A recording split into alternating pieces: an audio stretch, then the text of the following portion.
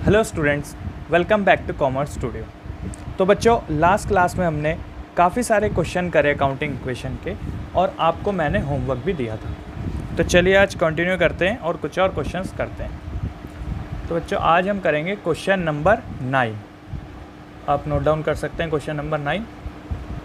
ठीक है, तो पढ़ते हैं बच्चों। लिखा है, prepare an accounting equation on the basis of the following transactions. तो कुछ ट्रांजेक्शन्स हमको गिवन है, चलिए इसको हम बनाते हैं बच्चों।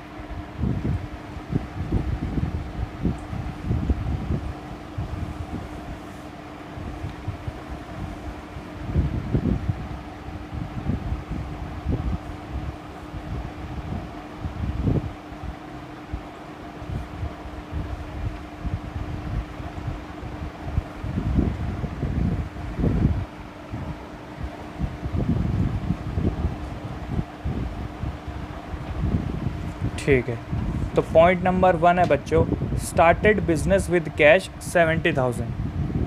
ठीक है,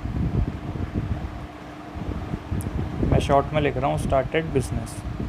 बच्चों कैश में करा है तो कैश आया होगा बिजनेस में 70,000 और कैपिटल होगी 70,000।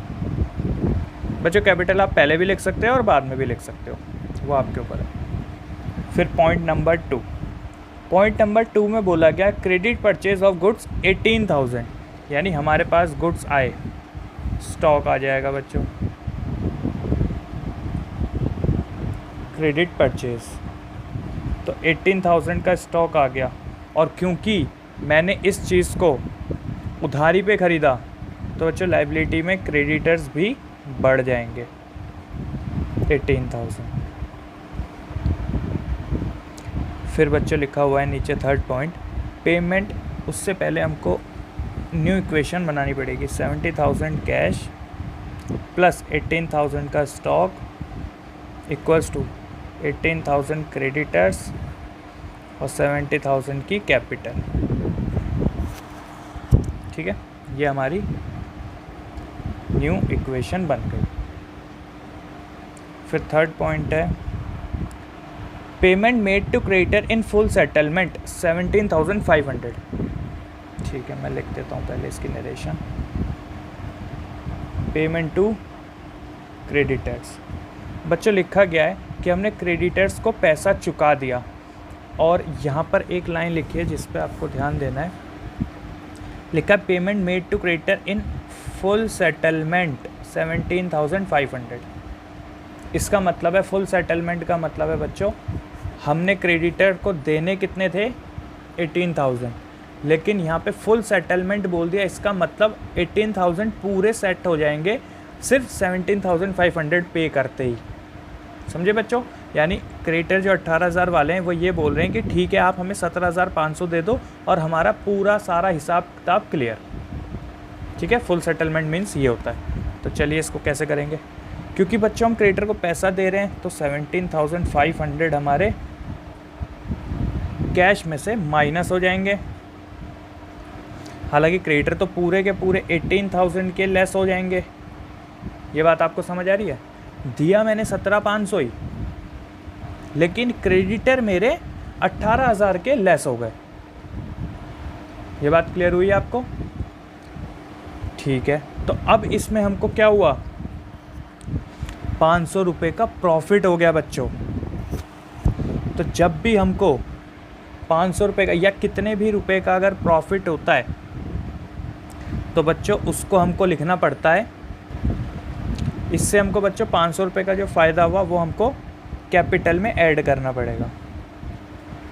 जितने का भी फ़ायदा होता वो हमें कैपिटल में ऐड करना पड़ेगा हमेशा। ठीक है, तो न्यू इक्वेशन इसकी क्या बनी, देखो बच्चों 70,000 में से 17,500 अगर चले गए तो बचेगा 52,500 का कैश प्लस स्टॉक में तो कोई फ़र्क पड़ा नहीं हमारे, इक्वल्स टू लायबिलिटी यानी क्रेडिटर अब मेरे ज़ीरो के हो गए प्लस कैपिटल मेरी 70,500 की हो गई। ठीक है बच्चों, ये इक्वल्स टू के इधर इधर पूरा इक्वल चल रहा है। चलिए फोर्थ पॉइंट में बोला purchase of machinery for cash 20,000। तो बच्चों हमने मशीनरी खरीद ली।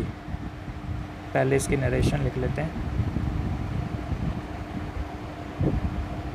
परचेज मशीनरी, तो मशीनरी एसेट है बच्चों, तो मशीन एसेट है बच्चों, हमने कैश में खरीदी है, जो कि हमने खरीदी है 20,000।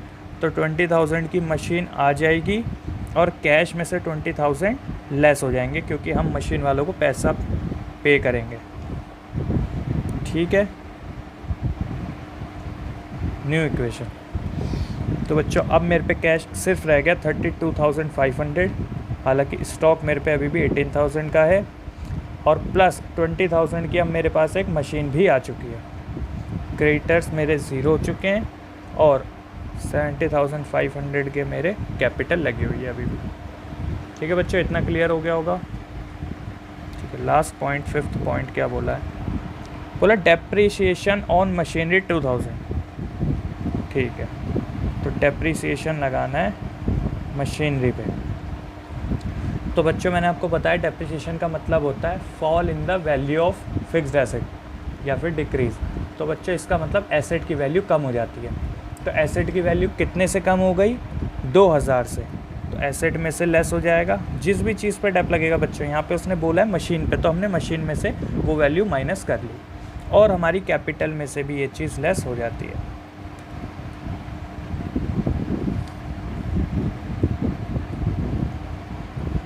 तो न्यू इक्वेशन हमारी बनती है यहाँ पे, कैश हमारे पास 32,500 प्लस 18,000 का स्टॉक और प्लस अब मशीन हो चुकी है 18,000, क्योंकि इस पर 2,000 का डेप्रिसिएशन लगा हुआ है। क्रेडिटर्स हमारे ज़ीरो प्लस 68,500 के हमारे कैपिटल। अब बच्चों अगर आप चाहो तो आप चेक कर सकते हो, दोनों साइड इक्वल आ रहा होगा। ठीक है बच्चों, तो ये क्वेश्चन था, आप इसे नोट डाउन अप कर सकते हो। ठीक है, तो आपने नोट डाउन कर लिया होगा बच्चों। चलिए हम आगे बढ़ते हैं।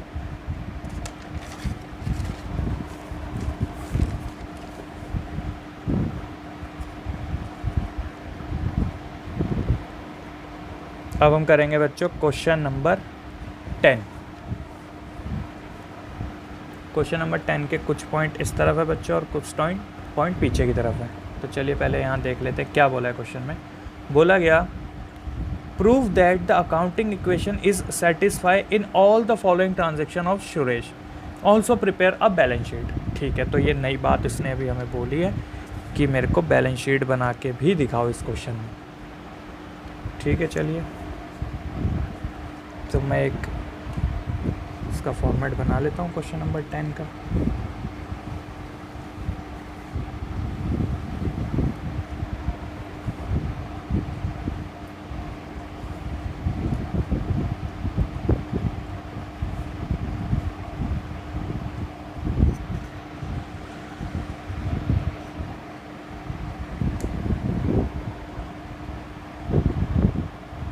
बैलेंस शीट बच्चों बहुत इजी होती है इसकी, अभी मैं आपको समझाऊंगा। पहले हमें बैलेंस शीट बनाने से पहले पूरी अकाउंटिंग इक्वेशन सॉल्व करनी पड़ेगी, उसके बाद हम बैलेंस शीट इजीली बना सकते हैं। ठीक है, तो क्वेश्चन नंबर 10 का फर्स्ट पॉइंट क्या है? बोला कमेंस बिजनेस विद कैश 60,000। ठीक है, यानी आप कह सकते हो कि हमने एक बिज़नेस स्टार्ट किया विद कैश। तो कैश कितना? 60,000 और बच्चों कैपिटल भी 60,000। ये पॉइंट तो हमें अच्छे से आ गया। पॉइंट नंबर 2 में बोला पेड रेंट इन एडवांस। ठीक है, आप इसका ट्रांजैक्शन लिख सकते हो, rent paid in advance. Advance में रेंट पे करोगे बच्चों तो ध्यान से सोचोगे तो आपके पास से पैसा चला जाएगा। ठीक है, और एडवांस में हमने पे कर दिया तो क्या हो सकता है, मैंने अभी पे किया, मैं थोड़ी देर बाद उससे वापस मांग सकता हूँ, यानी अभी तक वो मेरे लिए एसेट रहेगा मेरा। एडवांस रेंट, क्लियर है बच्चों ये बात आपको? ठीक है, तो न्यू इक्वेशन हमारी क्या आएगी? कैश हमारे पास अब बचेगा 59,500, एडवांस रेंट 500, कैपिटल में कोई भी फ़र्क नहीं पड़ा। फिर थर्ड पॉइंट बच्चों पीछे है, मैं आपको दिखा देता हूँ। पहले आपने अगर इतना नोट डाउन कर लिया हो तो इसके बाकी पॉइंट्स पीछे हैं, ये रहे, तो आप ये भी नोट डाउन कर लो। ठीक है,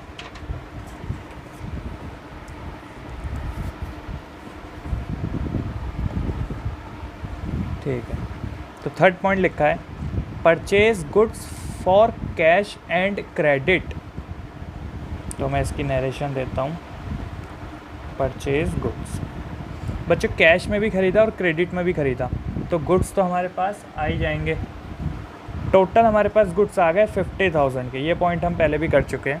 50,000 के गुड्स आ गए, जिसमें से कैश में मैंने ख़रीदा 30,000 का, तो कैश में से माइनस हो जाएंगे 30,000, और क्रेडिट पे ख़रीदा 20,000, यानी क्रेडिटर्स बढ़ जाएंगे बच्चों हमारे 20,000 के। ठीक है, समझ आया ये पॉइंट। मैंने टोटल 50,000 के गुड्स खरीदे, तो गुड्स तो मेरे पे स्टॉक नाम से 50,000 के आ गए, जबकि मैंने 30,000 कैश में पे कर दिया, तो कैश में से लेस कर दिए, और 20,000 अभी पे करूँगा तो वो क्रेडिटर नाम से आ गए। ठीक है, तो फिर से एक न्यू इक्वेशन बनेगी।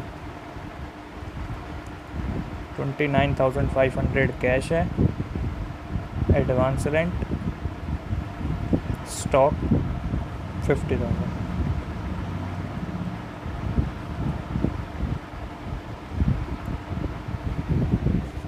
ठीक है बच्चों। फोर्थ पॉइंट में लिखा sold goods for cash 30,000, costing 20,000। ठीक है, सेल ऑफ गुड्स हो गया। यहाँ पे बोला है आपने 30,000 रुपये में गुड्स बेच दिए कैश में, जिसकी कॉस्ट थी 20,000, तो मेरे पे 30,000 के कैश आ जाएगा। हालांकि मेरे पास से स्टॉक कितना जाएगा, सिर्फ 20,000 का, क्योंकि मैंने 20,000 की चीज़ 30,000 में कैश में बेची, तो मेरे पास से तो गुड्स जो जाएंगे, गुड्स की वैल्यू जो कम होगी वो सिर्फ 20,000 कम होगी। हालांकि मेरे पे कैश 30,000 आ जाएगा, और इस केस में बच्चों में फ़ायदा भी हुआ, तो वो चीज़ कैपिटल में ऐड हो जाएगी, मुझे 10,000 का फ़ायदा हो गया। ठीक है, ये बात आपको समझ आ गई होगी। ठीक है,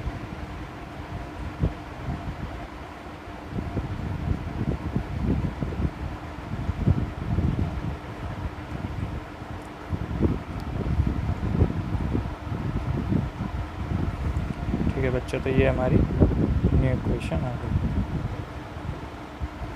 फिफ्थ पॉइंट में लिखा बच्चों paid salaries 500 and salary outstanding 100। ठीक है, सैलरी बच्चे आप पे करोगे 500 की, तो कैश में से लेस हो जाना चाहिए और कैपिटल में से भी लेस हो जाना चाहिए। उसके बाद 100 अभी भी आउटस्टैंडिंग है, तो बच्चों आउटस्टैंडिंग होता है तो हम क्या करते हैं, ये पॉइंट मैंने आपको कई बार कराया। आउटस्टैंडिंग हमारे लिए क्या होती है, एक लाइबिलिटी होती है, तो नई लाइबिलिटी आ जाएगी आउटस्टैंडिंग सैलरीज। आउटस्टैंडिंग कितने की आ गई है हमारे, 100 रुपीज़ की, और कैपिटल से भी माइनस हो जाती है 100 रुपीज़। ठीक है, तो अब मेरे पे कैश, जो मैं न्यू इक्वेशन बनाऊंगा, मेरे पास कैश जो है अब बचा 59,000 का, प्लस 500 मेरे पे एडवांस है, प्लस 30,000 के मेरे पे स्टॉक्स बचे हैं। उसके बाद अब मेरी जो कैपिटल है वो घट के हो चुकी है 69,400। 20,000 के मेरे पास क्रेडिटर्स हैं और आउटस्टैंडिंग सैलरीज 100। क्लियर है बच्चों आपको ये बात? ठीक है, लास्ट पॉइंट में बोला गया है bought motorcycle for personal use. बच्चों पर्सनल यूज़ के लिए अगर मैं कोई भी चीज़ निकालता हूँ तो उसको क्या बोलते हैं, ड्राइंग्स। तो मैंने ड्राइंग्स कर दी, पर्सनल यूज़ कर दी है 5,000 रुपये। तो बच्चों मोटरसाइकिल ख़रीदे होगा, चाहे कुछ भी ख़रीदूँ, लेकिन अगर मैं उसको पर्सनल यूज़ के लिए ख़रीदता हूँ तो कैश में से पैसा गया होगा और मेरी कैपिटल भी कम हो जाएगी इससे। ठीक है बच्चों, तो अब न्यू इक्वेशन जो आएगी वो आएगी 54,000 प्लस 500 प्लस 30,000 के मेरे स्टॉक्स, और अब जो मेरे पे कैपिटल हो गई वो कितनी हो गई 63,400, 20,000 के मेरे क्रेडिटर्स हैं और 100 रुपीज़ मेरे पे आउटस्टैंडिंग है। तो बच्चों ये तो मैंने इसके सारे पॉइंट्स को सॉल्व कर दिया यहाँ पे, और यहाँ पे लास्ट पॉइंट भी सॉल्व करके ये क्वेश्चन ख़त्म हो गया। लेकिन क्वेश्चन में हमें ये भी बोला था कि इसकी बैलेंस शीट भी बनाना। तो आपको बैलेंस शीट कैसे बनानी है इसकी ध्यान से समझना। जो हमारा क्वेश्चन ख़त्म होने के बाद लास्ट वाली न्यू इक्वेशन बनती है, लास्ट वाली जो न्यू इक्वेशन बनती है, इसी को हमें बैलेंस शीट में शो करना पड़ता है। जैसे मैं आपको बना के दिखाता हूँ।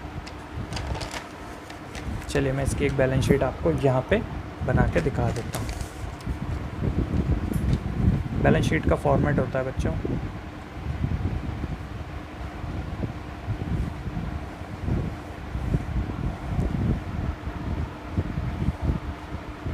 ये कुछ इस तरीके से अकाउंट बनाया जाता है।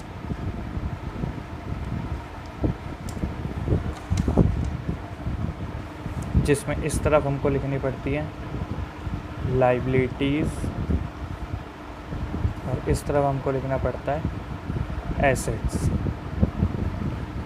फिर बच्चों ये सारी मेरी एसेट साइड होती हैं, तो ये सारी चीज़ें मैं एसेट में लिख देता हूँ। जैसे कि ये जो 54,000 है ये क्या है, तो ये 54,000 बच्चों कैश है, तो ये कैश लिख दूंगा मैं इधर 54,000। फिर बच्चों ये 500 क्या है एडवांस है, तो इसको भी मैं एसेट साइड ही लिख दूंगा।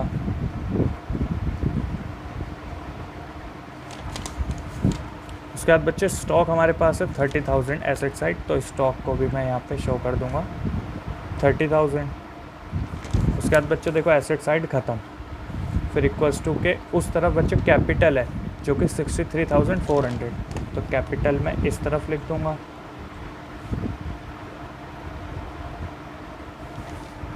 फिर है बच्चों क्रेडिटर्स 20,000, तो क्रेडिटर भी इधर लिख दूंगा मैं।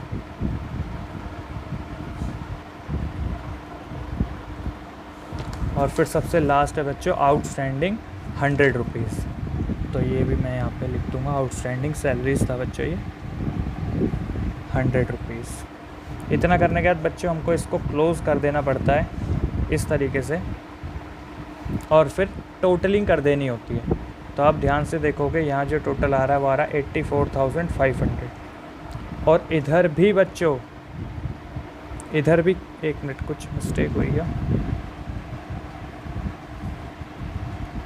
कुछ मिस्टेक हुई क्या?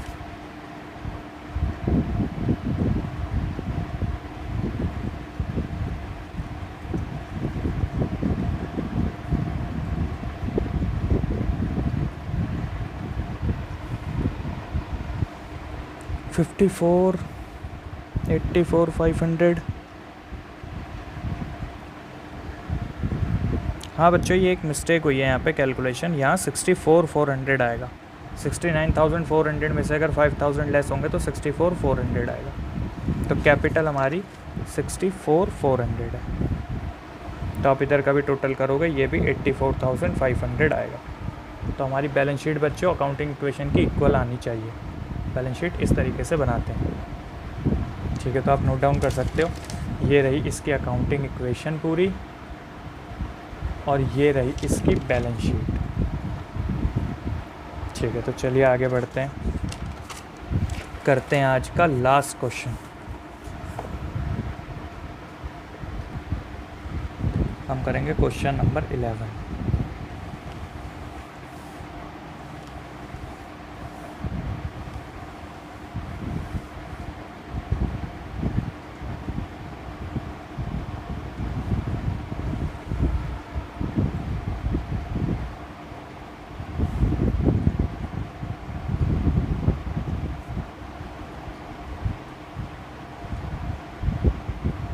ठीक है बच्चों, तो मैं क्वेश्चन नंबर 11 आपको शो कर देता हूँ।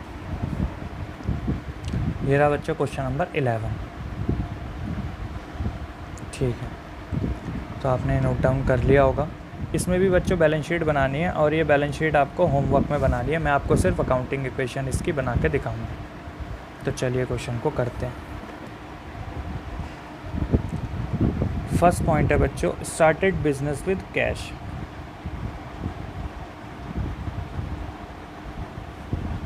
तो बिजनेस में कैश आया होगा 60,000 और बिजनेस स्टार्ट किया है तो कैपिटल भी 60,000। Second point, rent received. ठीक है, रेंट रिसीव होगा तो बच्चों क्या होगा, पैसा ही तो मिलेगा, यानी कैश बढ़ जाएगा। ठीक है, और मेरी कैपिटल भी बढ़ जाएगी। अब जो न्यू इक्वेशन बनेगी वो 62,000 का कैश है और कैपिटल भी मेरे पे 62,000 की है। ये बन गई मेरी न्यू इक्वेशन। फिर थर्ड पॉइंट में बच्चों बोला एक्रूड इंटरेस्ट 500। एक्रूड इंटरेस्ट 500 यानी इसका मतलब क्या है, ऐसा इंटरेस्ट जो मैं कमा चुका हूँ लेकिन अभी तक मुझे मिला नहीं। तो मेरे लिए एसेट होता है बच्चों, ये आपको मैंने बताया हुआ है। एक्रूड हमारे लिए एसेट होता है जो कि है 500 और ये कैपिटल में भी ऐड हो जाता है। इन सब की ट्रीटमेंट मैंने आपको बताई हुई है। तो अब मेरे पास कैश में तो कोई फ़र्क नहीं पड़ा, वो 62,000 ही है। एक्रूड इंटरेस्ट 500 है, आप पूरा नाम भी लिख सकते हो इसका, एक्रूड इंटरेस्ट, और कैपिटल 62,500। ठीक है, ये फिर से मेरी बन गई न्यू इक्वेशन। फिर फोर्थ पॉइंट, तो फोर्थ पॉइंट है बच्चों कमीशन रिसीव इन एडवांस 1000। ठीक है, कमीशन रिसीव्ड इन एडवांस। बच्चों कमीशन आपको एडवांस में मिल जाएगी, इसका मतलब कि आपको पैसा एडवांस में मिल गया तो कैश बढ़ जाएगा, इसलिए कैश में ऐड हो जाएगा ये। और क्योंकि आपको किसी चीज़ का पैसा पहले मिल गया हालांकि आपने वो काम अभी नहीं किया, तो वो व्यक्ति आपसे ये पैसा वापस भी मांग सकता है। इसलिए जब तक आप उसका वो काम नहीं करते तब तक आपके लिए ये लायबिलिटी भी बनती है। तो plus income receive in advance, कितना 1000। फिर से जो न्यू इक्वेशन आई 63,000 कैश, 500 का एक्रूड इंटरेस्ट, कैपिटल में कोई भी फ़र्क नहीं पड़ा, और फिर इनकम रिसीव इन एडवांस। ठीक है, फिर इसका फिफ्थ और लास्ट पॉइंट, तो लास्ट पॉइंट लिखा हुआ है इसमें अमाउंट विड्रॉन 5,000।